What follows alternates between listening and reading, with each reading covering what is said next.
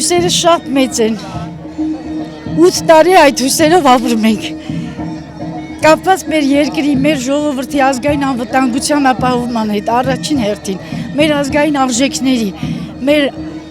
հոգևոր արժեքների, հավատի, լեզվի, ինչ ունենք, դի պահենք, մեր երկիրը պահելու համար։ Այսօր մենք գտնվում ենք անդունդի եզրին, եթե ոչ արդեն այդ ճանապարհին ենք։ Ու պիտի աշխատենք դուրս գալ, ու դուրս եկալ, դուրս ծրագրերից ամենահարմարը, այս պահին ես գտնում եմ երեք ուժերը, հանդիմադիր, որոնք այսօր իրոք պայքարում են այս իշխանություններից ազատվելու համար, իմ կարծիքով երեքն էլ արժանի թեկնածուներ ունեն, բայց իմ թեկնածուն Ռոբերտ Քոչարյանն է, Հայաստան դաշինքը։ Ես գտնում եմ, որ ինքը կյանք տեսած անձնավորություն է, քաղաքական պայքար, ռազմական պայքար,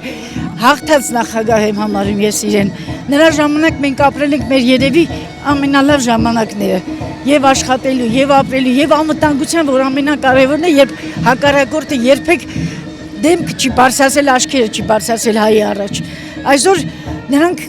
այնպեսի վիճակ են ստեղծում մեր համար, որ մենք պարզապես ոնց որ ամաչում ենք, որ հայ ենք, ես չեմ ամաչում, որ հայ եմ, ես հպարտանում եմ, որ հայ եմ, հպարտանում եմ, որ այսօր այս ուժը պիտի կարողանա հաղթի, որ իմ ակնկալիքները արդարանան,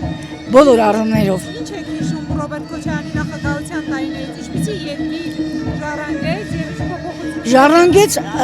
ժառանգեց երևի թե բավականին բացասական երևույթներ կային այդ ժամանակ եւ ազգային պարտքի պահով նրա ժամանակ մեր արտաքին պարտքը լրիվ զրոյացվեց